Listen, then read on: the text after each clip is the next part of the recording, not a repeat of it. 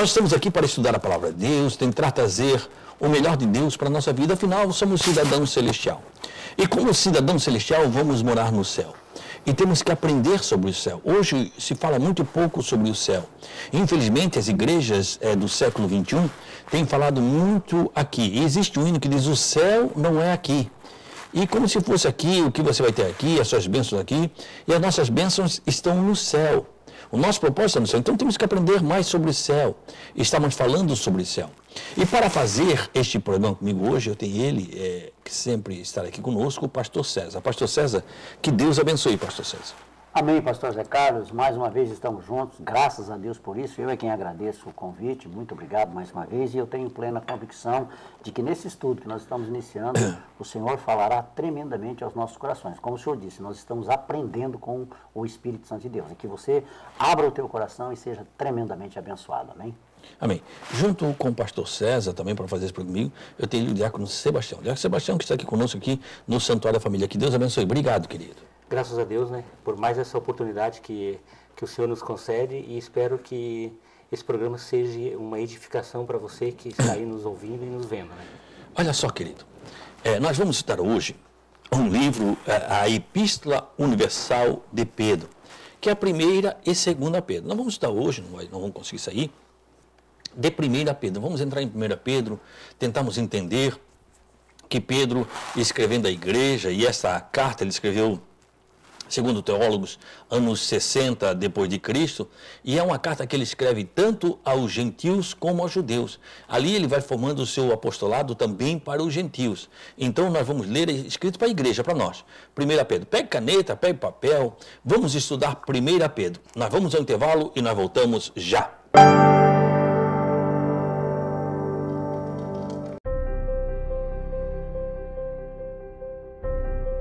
Você que está angustiado, talvez você está triste, sem amigos. Você se encontra enfermo e está precisando de uma oração. Você tem dúvidas e precisa de um conselho amigo. Deseja que alguém, ao menos, lhe faça uma visita em seu lar e traga a providência divina? Então você pode ligar agora mesmo no 3045-6400. A Igreja Santuário da Família está de portas abertas para você. Anote aí, você vai precisar. 3045-6400. Santuário da Família. O ministério que leva você para o caminho certo. Jesus. Graças a Deus. Olha só, nós vamos estudar um pouquinho sobre 1 Pedro. Pedro resolveu assumir sua missão de gentil. Com gentil, né, aos gentios. Um apóstolo João havia dedicado fazer em seu precioso ministério. Olha só, e nós vamos ler versículo, vamos lendo versículo, vamos estar aí falando, decorrendo sobre isso. Vamos começar com o pastor César. Pastor César, 1 Pedro, no capítulo 1 e no versículo 1.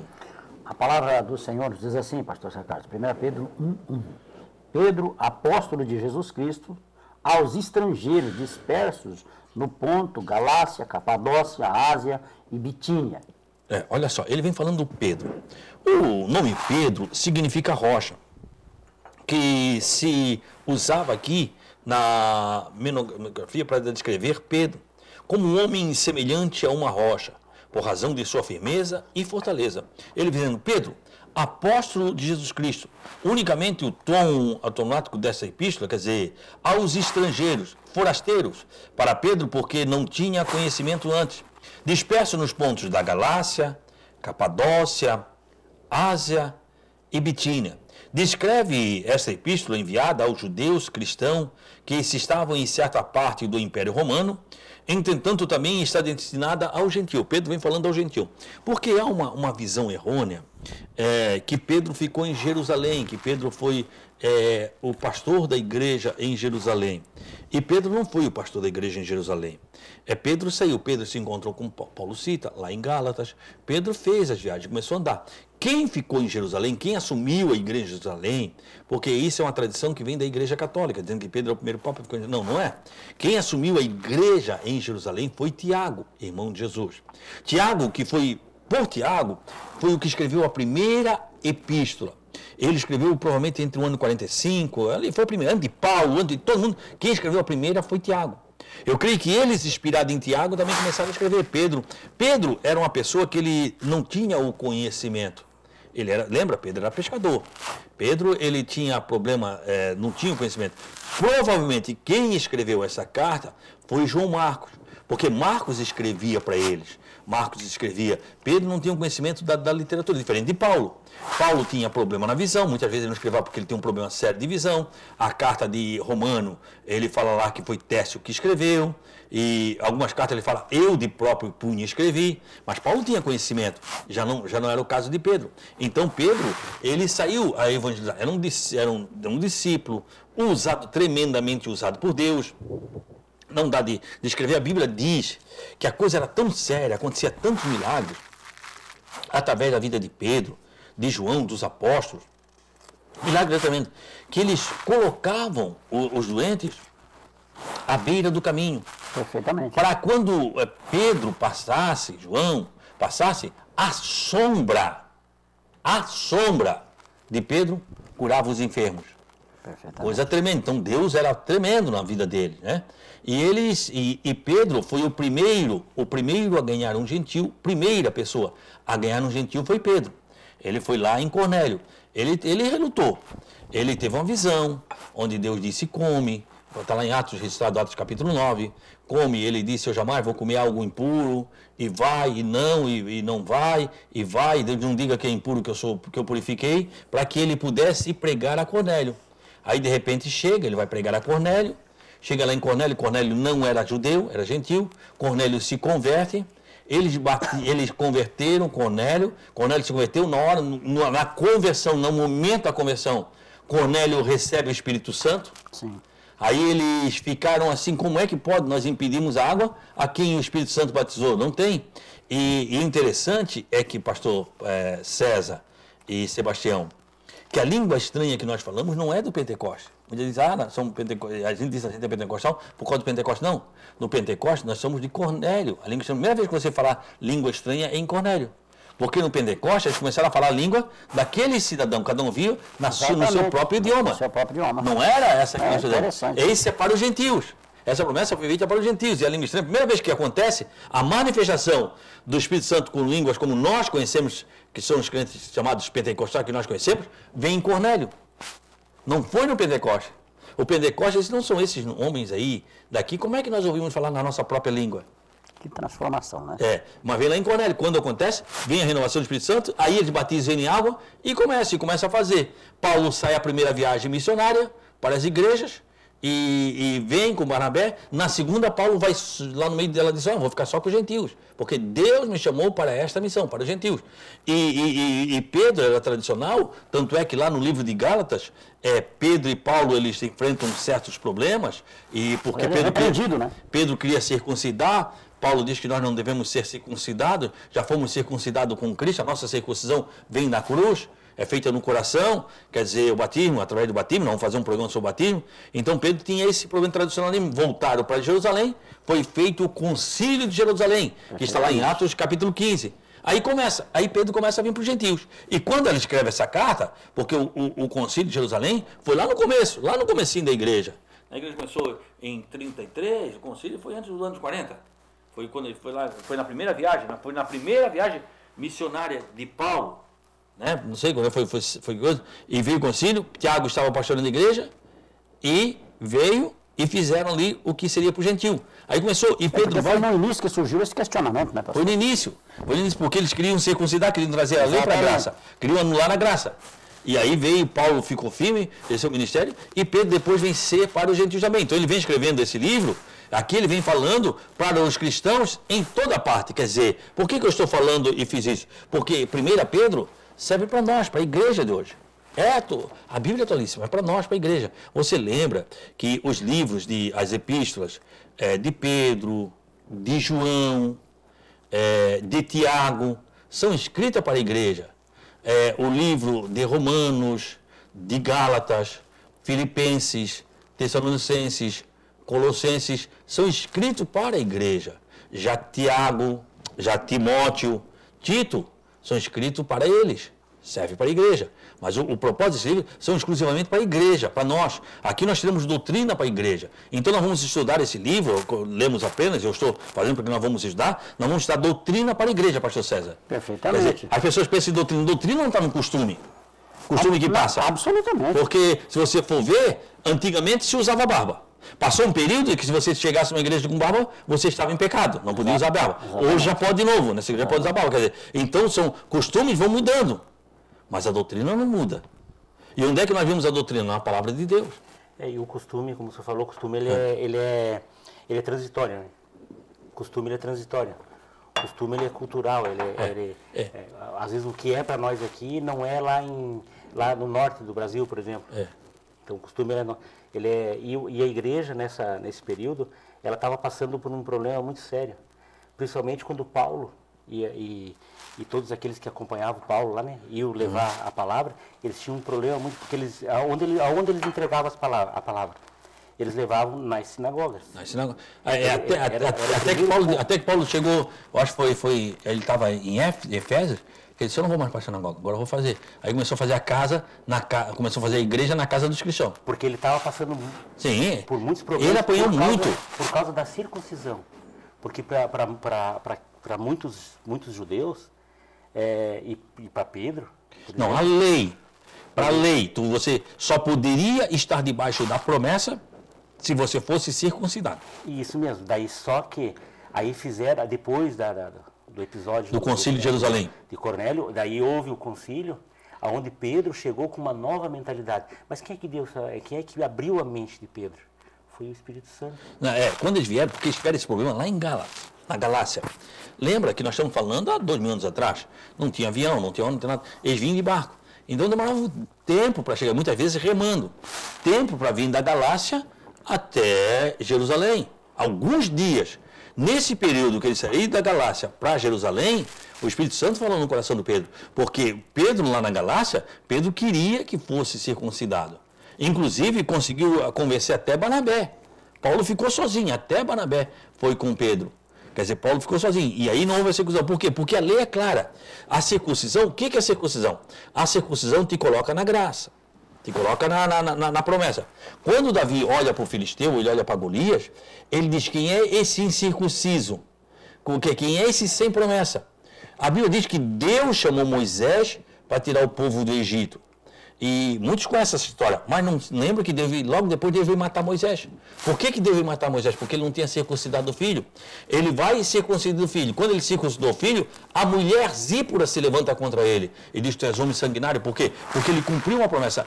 Todo o período do Egito, todas as bênçãos, Zípora não viu nada. Ela foi entregue lá no deserto, quando o sogro trouxe ela, lá no deserto para ele de volta. Por quê? Porque ela abandonou ele, porque ele circuncidou. E Deus veio matar ele porque ele não tinha feito a promessa com os filhos. A mulher era Deus, né? Então, quer dizer, quando ele faz, então a circuncisão para a lei era muito forte. A circuncisão colocava na promessa. Então Pedro tinha isso. E como todos os judeus que estavam debaixo da lei, tinham essa fato. Você só poderia ser parte da promessa se você fosse circuncidado. Tanto é que os gentios, ou os estrangeiros que vinham para o povo, qual era a obrigação? É ser circuncidado. E pastor, é interessante isso que o senhor está colocando, porque essa era a vitória de Davi, essa era a certeza de Davi relacionada com relação a Golias, a incircuncisão. Esse circunciso, ele pensa, ele está se levando, eu vou contra ti. Ele não tem promessa. Exatamente, não tem promessa. Não tem promessa. Quer dizer, quem não tem promessa não tem vitória. Nós temos vitória porque nós temos a promessa de Deus na nossa vida. Qual é a nossa circuncisão? É a cruz. Perfeitamente. Nossa circuncisão não é feita por mão de homem. Em Colossenses, quer ver, ler lá em Colossenses capítulo 2, eu acho que é o versículo 12 ou 14. Colossenses, nós já estamos isso por intervalo. Colossenses é muito claro sobre isso. Colossenses. Havendo riscado isso, 2,14? Vê se não, 2,12. 2,12. A 2,12 é sepultados com ele no batismo. Vai, então vê a 11. Vê a 11. Tá. No qual, exatamente, aqui ó, estáis, vamos do 10, estáis perfeitos nele, que é a cabeça de todo principado e potestade, no qual também estáis circuncidados com a circuncisão não feita por mão no despojo do corpo da carne, a circuncisão de Cristo. A circuncisão no batismo de Cristo. Quando isso aconteceu? Olha a sequência.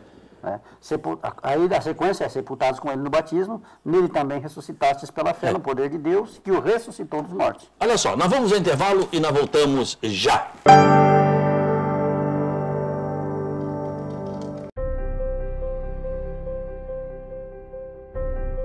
Você que está angustiado, talvez você está triste, sem amigos. Você se encontra enfermo e está precisando de uma oração. Você tem dúvidas e precisa de um conselho amigo? Deseja que alguém, ao menos, lhe faça uma visita em seu lar e traga a providência divina? Então você pode ligar agora mesmo no 3045-6400. A Igreja Santuário da Família está de portas abertas para você. Anote aí, você vai precisar. 3045-6400. Santuário da Família. O ministério que leva você para o caminho certo. Jesus. Quer dizer, então, essa lei, essa circuncisão, que era muito forte, e lá em Colossenses, o pastor César leu, Colossenses capítulo 2, e o versículo 11, né? 10 ao 12 ele leu. 10 ao 12. O 12 diz, quando isso aconteceu, quando é que isso aconteceu? Quando fosse sepultado com ele no batismo. Quer dizer, o batismo nos coloca debaixo da circuncisão não feita por mão humana, mas circuncisão feita pelo batismo, através de Cristo. Quer dizer, olha só, o 10, deixa eu ver aqui, eu estou aqui, o 10 e o 12. Sepultados com ele, olha só, no 11 diz, no qual também fosse circuncidado, na circuncisão de Cristo. Circuncisão essa feita não feita por mão, no despojo do corpo. Sepultado com ele no batismo, também ressuscitado, pela fé no poder de Deus, que ressuscitou do morto. Quer dizer, então, quando é que isso aconteceu? Através do batismo, quando nós fomos sepultados no batismo. Então, vem tirando a circuncisão. E aí Pedro vem, resolve isso, e agora Pedro vem escrevendo a igreja, escrevendo a toda a igreja. Então ele vem, eu, Pedro, apóstolo de Cristo, dispenso aos estrangeiros, dispersos no ponto da Galácia, Capadócia, Ásia e Bitinia. Quer dizer, escrevendo isso. Olha só o versículo 2, Sebastião. Eleitos segundo a presciência de Deus Pai, em santificação do Espírito, para a obediência e aspersão do sangue de Jesus Cristo. Graça e paz vos sejam multiplicadas. Ele vem o primeiro, como sempre, né? E eu quero relatar, eu falei, Marco, não foi quem que escreveu o livro de Pedro, foi Silvano. Ele fala lá em 5 e 12. 5 e 12, foi Silvano que escreveu o livro de Pedro. Ele diz o seguinte, os escolhidos, aqueles que decidem responder favoravelmente à chamada do Espírito Santo, são escolhidos por Deus. Quando ele fala escolhido, ele fala aqueles que se decidiram, porque a chamada do Espírito Santo ou aceitaram a fé. Esses são os escolhidos, né? Segundo o prévio conhecimento de Deus Pai. Deus vê no futuro que teria que enviar um Salvador para redimir o homem da queda. Todos aceitam o Salvador, são escolhidos. Quer dizer, em santificação do Espírito. Escolhido para ser santificado pelo Espírito Santo. Quando ele fala escolhido, você vem, é escolhido para quê? Para ser santificado no Espírito Santo. Para a obediência e a aspersão do sangue de Cristo. Corresponde ao fato de que o Espírito Santo nos santifica sobre a base da obra terminada de Cristo, onde a fé deve redimir, já que a cruz é tudo quanto a salvação, sendo também tudo quanto a santificação. Quer dizer, nós cristãos, nós não podemos nos afastar da cruz. A igreja do Senhor Jesus Cristo não pode afastar da cruz. Não estou dizendo que tem um símbolo da cruz ou uma cruz, mas a cruz de Cristo. Na cruz, a igreja nasce. Igreja sem a cruz de Cristo, a igreja sem o fato da cruz, sem olhar para a cruz, não é a igreja do Senhor Jesus Cristo. E Pedro vem falando sobre isso, os apóstolos falam muito isso. Graça e paz sejam multiplicadas. Ambos os atributos passam pela cruz, em seguirão multiplicando o contato de nossa fé. Esta é a fiança firmemente da cruz de Cristo. Quer dizer, Pedro vem falando isso assim, vem falando sobre a igreja. A nossa fé garante a eleição, baseada na obra do Espírito Santo. A salvação dos gentios, na palavra de um homem que passou por grandes conflitos, para aceitar a inclusão dos gentios, é um milagre. Ele explica que somente a prescendência de Deus era capaz de elegê-los. E Pedro fez isso, quer dizer, Pedro tinha dificuldade de aceitar. E vinha dizendo que só Deus é a elegê-los. A aparência elege os gentios com base em uma garantia fundamental, a santificação do Espírito Santo. Qual foi a santificação do Espírito Santo? A santificação operada pelo Espírito Santo foi o depósito da promessa, da garantia que aquela eleição, que a santificação opera pelo Espírito Santo, baseada na obediência, na expressão futura do sangue de Cristo sobre o propiciatório. Quer dizer, ele vem trazendo aqui que o sangue de Cristo, por quê? Porque sem... Você vai entendendo a lei, e a graça complementa a lei. Nenhum de Jesus não veio aborregar a lei, ele vem cumprir a lei. A Bíblia diz que sem derramamento de sangue não há perdão de pecado. Tinha que haver um cordeiro, morresse, para que as pessoas fossem perdoadas. Houve-se um ditado popular, estamos fazendo de bode expiatório. E muitas pessoas falam esse ditado e não entendem o que é bode expiatório. Bode expiatório vem lá do judeu, vem lá de Israel. O que eles pegavam? Eles pegaram um bode, passavam sangue sobre o bode e lançavam ele no deserto. Sim. Deixavam ele no deserto. Se aquele bode fosse e não voltasse mais, o pecado deles teriam sido perdoado. Se o bode fosse e voltasse, o pecado não teria sido perdoado. Tinha que fazer tudo de novo. Até que o bode fosse e não voltasse mais. Fosse embora. Né? Quer dizer, e esse bode era chamado de bode expiatório.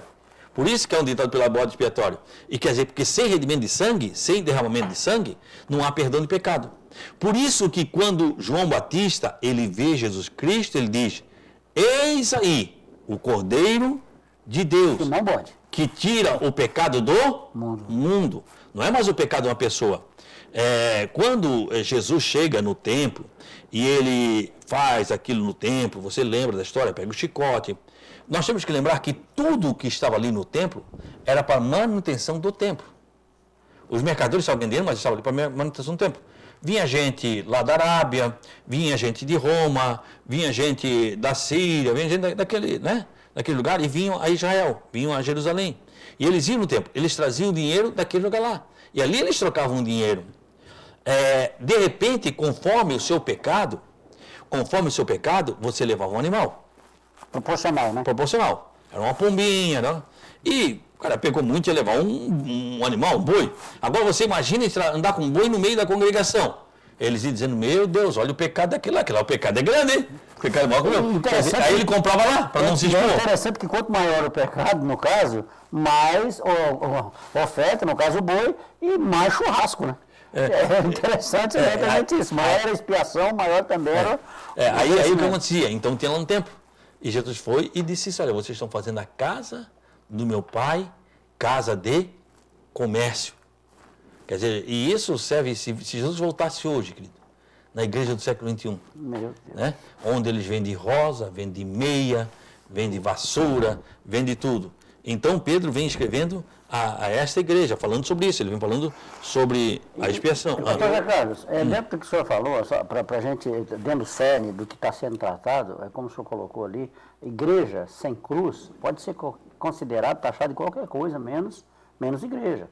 Porque a cruz é o fundamento, é a base, é a solidificação, é tudo na igreja. Né? Então nós temos que considerar exatamente isso, por quê?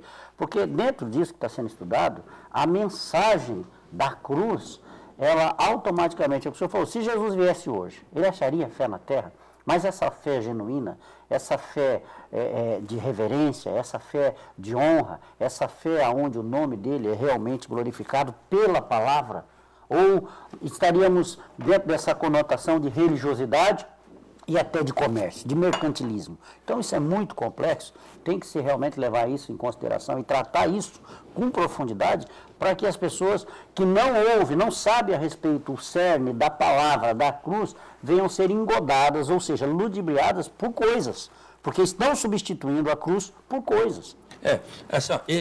O princípio satânico, o princípio de Satanás é distorcer a palavra de Deus. Esse é o princípio. Satanás, o que ele quer dizer? Ele quer dizer que as promessas de Deus não vão cumprir na tua vida. Ele quer dizer que você não está debaixo da promessa. Ele quer tirar a palavra de Deus. Tanto é que a primeira vez que ele aparece é lá no Jardim do Éden. A primeira vez que ele aparece é lá no Jardim do Éden. E o que ele fala? Foi isso que Deus disse mesmo? Tenta botar em dúvida a palavra de Deus. Exatamente. Ele tenta botar em dúvida. Hoje ele vem tentando botar em dúvida a palavra de Deus. Por Jesus ele fez isso? Hã? Para Jesus ele fez isso. Jesus ele usou a palavra para tentar deturpar a palavra de Deus. Então o princípio dele é esse. E o que ele vem fazendo hoje na igreja? Vem deturpando a palavra, vem tentando alterar a palavra, que não tem porquê. O que ele quer? Que nós não estejamos... Querido, quem não está firmado na palavra é um crente insensato. Não tem. Jesus fala isso. As 5 virgens loucas. Hã? As 5 virgens loucas. Não, Jesus fala isso sim. Aquele que edificou a sua casa sobre a rocha. Exatamente. Sobre a palavra, o fundamento. O fundamento da igreja, o fundamento do cristão tem que estar onde? Na palavra. Mas para isso você precisa estudar, para isso você precisa ler, para isso você precisa aprender. Estudar a palavra. Nós estamos fazendo aqui o programa Palavra Rema. Ter tempo com Deus. Ter tempo. Nós já estamos indo para o final do programa. Quer dizer, mas o que nós precisamos? Estudar a palavra. E o que nós estamos fazendo isso? Nós estamos apenas no primeiro dia. Mas queremos que você estude a palavra conosco. Amém? Que Deus esteja abençoando. Sebastião, nós já estamos chegando ao final, querido. Muito obrigado. Que Deus te abençoe. Graças a Deus, né? E espero você amanhã aqui novamente. Pastor César, estamos chegando ao final, querido. Que Deus te abençoe. Eu é quem agradeço, pastor Zé Carlos. Muito obrigado pelo convite, estarmos juntos, né? E aprendermos da palavra de Deus, que é fundamental para que nós tenhamos um crescimento absoluto e uma comunhão íntima, verdadeira com o Senhor, a fim de que não sejamos enganados. Pode orar por nós. Amém. Pai, é em nome de Jesus Cristo de Nazaré que nós te agradecemos por esse dia, por todas as bênçãos, ricas bênçãos que o Senhor tem para as nossas vidas. Abençoe, meu Deus e meu Pai, as nossas vidas, esse amado ouvinte, telespectador, para que o Teu Espírito, Senhor, possa tocar nesse coração, a fim de avivar, Senhor, de levantar essa pessoa com ânimo, com entendimento, com intrepidez e com um desejo ardente de Te conhecer profundamente. É em nome de Jesus que nós Te agradecemos, hoje e eternamente. Amém e graças a Deus. Amém, querido. Olha só, permitindo Deus, nós estamos aqui amanhã de volta, neste mesmo horário, nesta mesma emissora. Queridos, muito obrigado a você que nos acompanha. Vamos estudar a Bíblia. Nós amanhã voltamos aqui e estamos estudando Pedro. Lemos apenas hoje 2 versículos e vamos fazendo conforme o Espírito Santo quer para este programa. Queridos, muito obrigado. Que o Senhor, o nosso Deus, Ele te abençoe e Ele te guarde. Que o Senhor faça resplandecer o seu rosto sobre ti e tenha misericórdia de ti. Que o Senhor sobre ti levante o seu rosto e te dê a paz. Deus te abençoe em nome de Jesus.